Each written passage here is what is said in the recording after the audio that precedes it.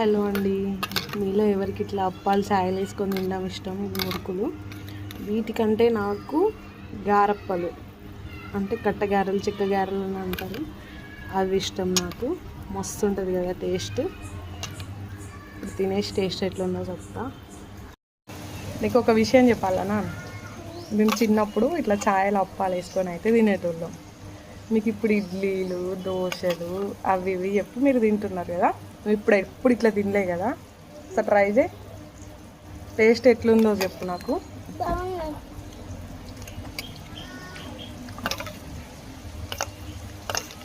మీకు కూడా ఇట్లా ఛాయలో అప్పాలు వేసుకొని తినడం ఇష్టమైతే కామెంట్ చేయండి.